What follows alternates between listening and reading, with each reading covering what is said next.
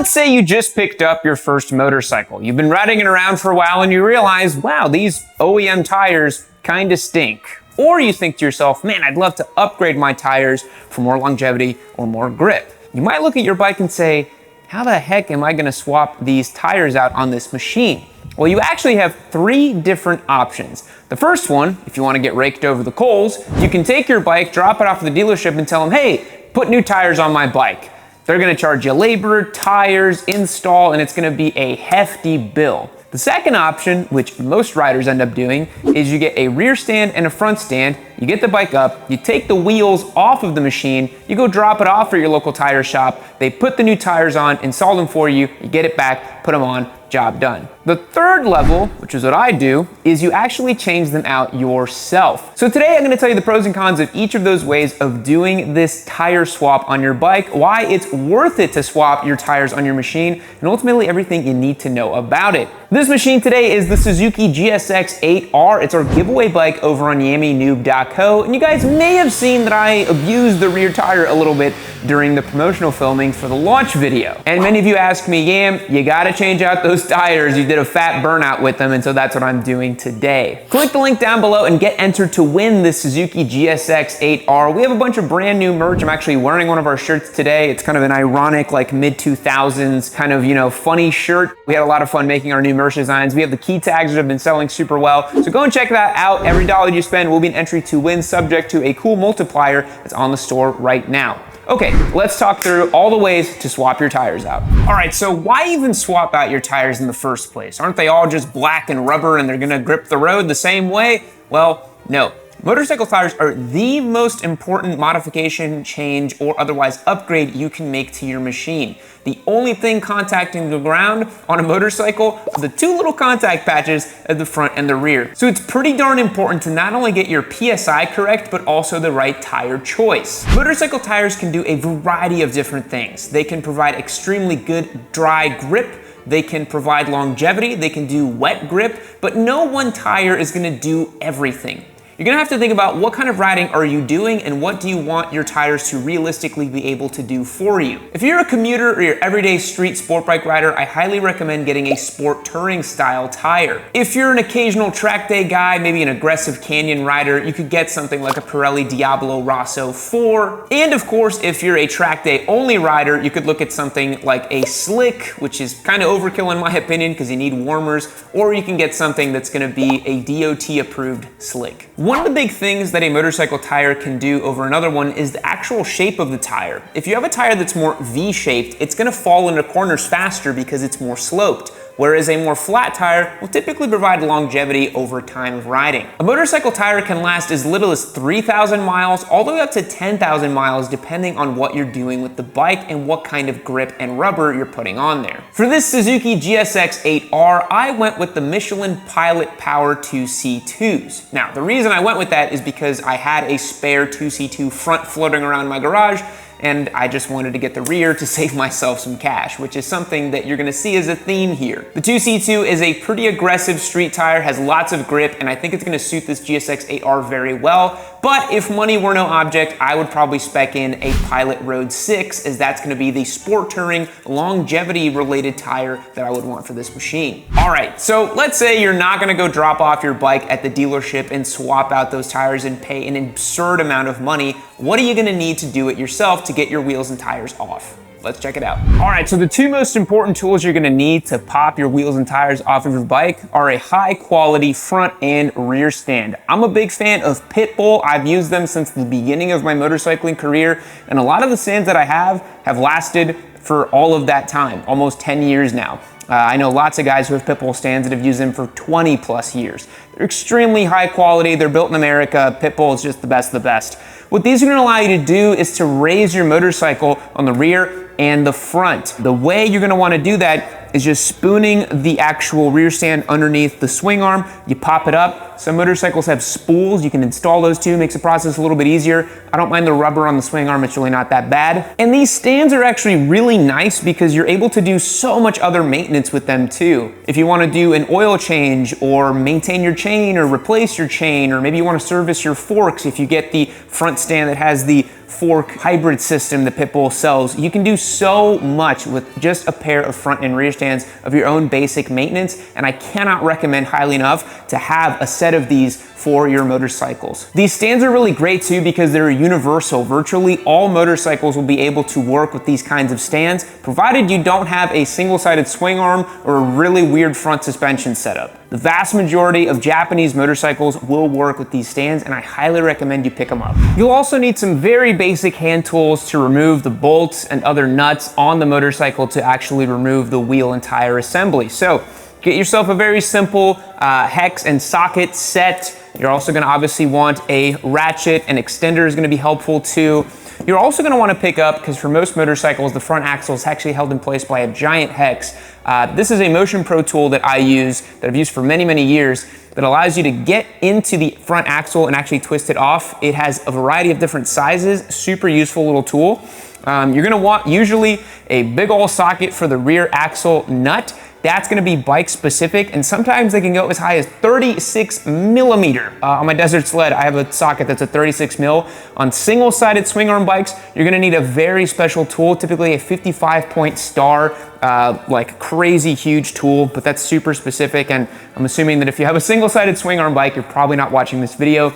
A mallet is super helpful for tapping out the axle, and a little bit of grease so that when you put that axle back in, it's not gonna get clogged up or do anything weird. Okay, let's show you how to get the motorcycle up on the stands and remove the wheels and tires. Okay, I forgot, there's two more tools you're gonna need. A breaker bar is very useful, and a torque wrench as well. Okay, to get the motorcycle up on the rear stand, the first thing you do is actually loosen the axle nut here on the back of the bike.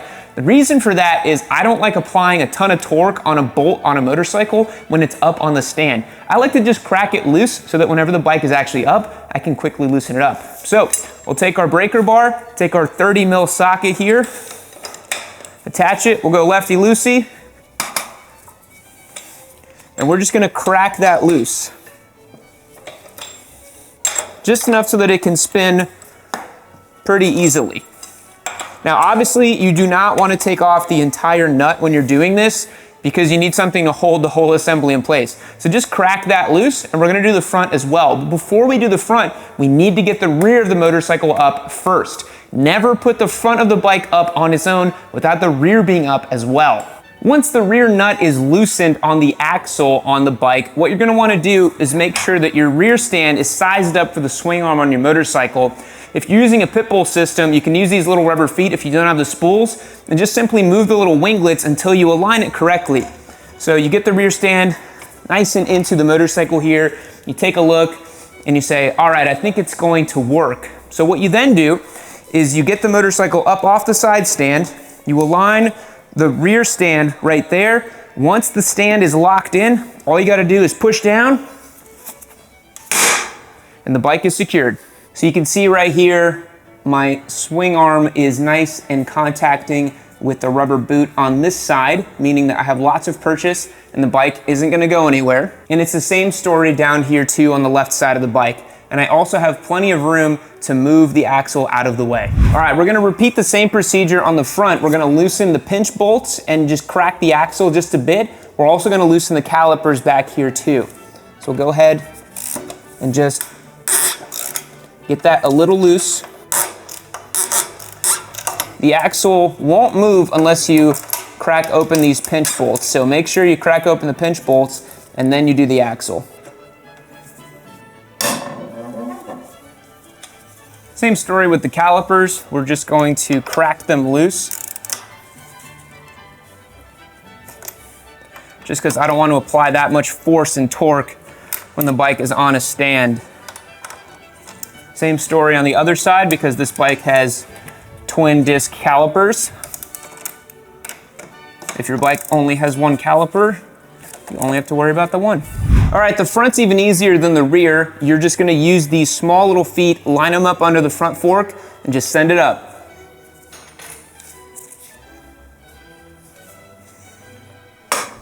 Getting the rear wheel off can sometimes cause people issues because there's the chain and there's the assembly for the rear brake, but there's actually a trick to it that makes it much easier. Some guys have the little chalk that you can put here on the bottom of the wheel to hold it onto place. I've been doing this with my foot for years and it's totally fine. So what you do is you remove the rear nut that you already loosened, which makes it a lot easier. So one thing I like to do as I take off this nut, I'll put it to the side here and note any washers or anything else that's coming off this bike and the orientation that they're coming off in. So that way when I put it all back on, I know exactly which way it went. I see that this is going this way, I'm gonna set it off here to the side. Once you have all that off on the nut side of the axle, you're gonna take your mallet and simply tap this axle until it pops out on the other side. So as you tap the axle on the right, it will slowly emerge from this side and you'll notice the wheel starting to let go and the caliper starting to let go and everything's starting to happen. So what I like to do is I like to put my foot underneath this and get the whole assembly out. So I usually will get both my feet, put it underneath the wheel, tap out the axle. Once it's about here, you can typically just fish it out. And then you're gonna wanna hold that wheel in place. You fish out the entire axle, hold the wheel in place with your foot and your other arm, and then you're gonna have to work on getting the rear caliper for the brakes off. And you do that by pushing the wheel forward, you unhook the chain off to the side, so now you can remove the wheel that way. And then there's this kind of little finessing act you have to do to get the whole assembly out. But usually, if you wiggle enough, it comes free. Keep in mind any washers or small situations that can come off the wheel as well. You don't want to lose those. Once you free the caliper, the wheel will come right out. Watch for your giant fender if your motorcycle's stock, and then your wheel's out. This is the rear caliper assembly I was talking about. Note this little pocket right here. There's an area that this thing slides into place over here, and it makes the whole thing a lot simpler. Nearly all Japanese bikes are built like this with a small slide into the swing arm, and you can pop it off. I like to let the rear caliper sit right here on the swing arm so that we're not doing anything to the actual brake line. So I usually just let it sit right there, and that's nice. Again, take note of anything that may have come off of the motorcycle when you were doing this. We have the chain right here, we can set that down. I have this chain adjustment washer right there that was positioned in this way. And if you're getting the wheel off and you're not doing anything to the chain or sprockets, you don't have to worry about chain adjustment if it was already adjusted. I'm gonna put this on this side so that I knew it was over here on the actual opposite side of the swing arm. We had this small washer come off of the wheel. We're gonna put that on the inside over here. Now we're gonna inspect the wheel. Okay, so this is sprocket side of the wheel. Usually when you go and take something like this to a shop, it's nice to get the actual cush drive and sprocket off of the machine. However, for this bike, it is bolted into place through the cush drive right here. So we're just gonna leave that in place. We're gonna check to see if there's any washers or anything inside of there. There's not. I'm gonna flip over to this side on the brakes. We see that there is a small spacer right there. So we're gonna wanna hold on to that and not lose it. Don't take this to your shop with this in it because they might pop it off or lose it and then you can't get your wheel back on your bike. So make sure you keep all the different spacers, washers, nuts, adjusters, and all that stuff and keep it nice and organized near your bike. So just going over the exploded view here, we have the axle, the chain adjustment washer, one spacer on the left, one spacer on the right, the chain adjustment washer on the right-hand side of the bike, another washer and a nut, and we have rested the rear caliper assembly on the side here. Again, this might seem a little involved, but if you want to get your tires changed out and you don't want to do it yourself, this is going to be something you have to do. All right, working at the front now, we're going to completely remove the calipers off of the forks here, because if you try to move the axle and the pinch bolts off, you won't be able to get the front wheel clear of the caliper. So these need to come off. Keep your bolts in that same exploded view. So you pull one out, and we're gonna just pull all of these out for both sides of the bike. All right, we see here with both bolts out, we have enough clearance to get this caliper off. And there's actually a small little retaining clip right here at the top, so there's not a lot of pressure on this brake hose. So I'm gonna let these dangle right here for now, and we're gonna be able to get the other side off as well. Okay, working our left side here. You'll notice there's no speed sensor on this side, which makes it a little bit easier. Remove this bolt. And the caliper is going to come off and rotate like that. This one also is held in place by a clip up here. There's not much pressure on this line. It's gonna be totally fine. Make sure you put these bolts in a nice safe place. You don't wanna lose these. And now we're ready to get the wheel off. All right, so to get this off, we're going to work these pinch bolts completely loose. I have gotten very frustrated in the past when front axles are very hard to take off. Just get these pinch bolts completely off of the bike, and that way there's no possible force or pinching happening on the front axle. So go ahead and remove those completely. Some motorcycles have pinch bolts on both sides. This Suzuki GSX 8R only has pinch bolts on the left fork leg over here. So go ahead and remove that. All right, we're gonna take our Motion Pro tool, slide in this end, and then slowly work this front axle out. So the way this works is this side is a 19 mil hex provided by this Motion Pro tool, really nice. The other side is threaded, so as you spin, it's gonna come out. So you're gonna wanna make sure you have the same technique as I showed you for the rear. Make sure you're kind of manipulating the front wheel using your feet and your hands, and make sure you catch it before it falls. So one thing that can happen is sometimes the axle threads all the way out, but it's still slightly in place there, and you can't quite fish it out. I like to just take a flathead, put it in there, give it a quick tap with the mallet, and just push it out. Front axle comes off. You're gonna wanna put that off to the side. You have the front wheel clear of the calipers, so it should just drop right out, and you can roll it out. Make sure you note any spacers or bearings. This motorcycle has a small spacer on this side. We're gonna put off to the side. There's no spacer here on the left side that I can see, so we're good to go. And that's how you do it. You have your motorcycle on the rear and the front stand, the wheels are off, and the bike is perfectly stable. Now, one thing I wanna point out to you guys, do not bump into this motorcycle. Don't let anybody get close to it, because if this thing falls over while there's no wheels on it, you could risk serious damage to your motorcycle. I've heard horror stories of motorcycles falling over when they're on stands. Swing arms get, scratched up, fork legs get destroyed. This is a very precarious situation, so make sure this is in a nice stable place in a garage where nobody's gonna come and mess with it or bump with it, because as you take those wheels to your tire shop, this thing might be on the stands for a day or two. Now let's take a look at the wheels we popped off. All right, so this is front and rear wheel off of the motorcycle.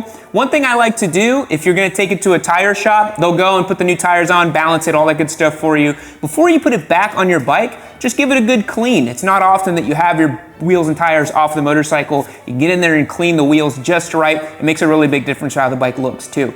Another point I wanted to make is make sure you don't put too much pressure or force on any of the brake rotors or the sprockets. They're not that delicate, they're pretty strong, but you don't want to warp any of your rotors. So make sure you don't put any big weights on top of your wheels and tires, and transport them safely to your bike shop. For today's video, I am the bike shop, so I'm gonna go ahead and swap these tires out on this motorcycle, get them back on, and get this thing looking fresh. If you wanna see a complete video on how to change your own motorcycle tires, I did an entire 30-minute video, and you guys go and check that out, link in the description down below. Let's get the new tires spooned onto these wheels, get them back on the bike, and let's wrap this up.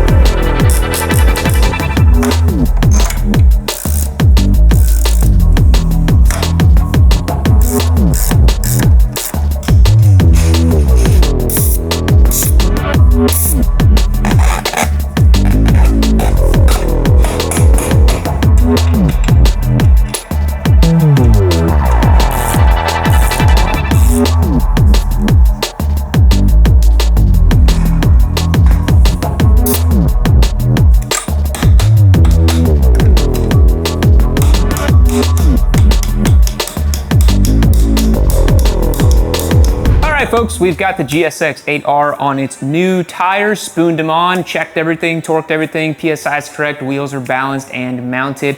This bike is now on proper rubber. Really happy about that. But I hope you learned something in today's video of how to get your motorcycle up on stands, get it out to the tire shop, and if you want to be ambitious, do it yourself like I did. Check out my video down below on how to change your motorcycle tires. Remember, this GSX-8R is a giveaway bike over on yammynoob.co. We've got plenty more mods to come on this thing. We've got a fender eliminator, some touring mods, heated grips, cruise control, and the almighty exhaust, ECU, and airbox modifications as well. We're doing some thorough testing on this machine, and somebody out there is gonna get this thing right in their driveway. Hit that link below on yammynoob.co and get entered to win. I'll catch you guys in the next one. See you later. Keep watching Yammy Noob.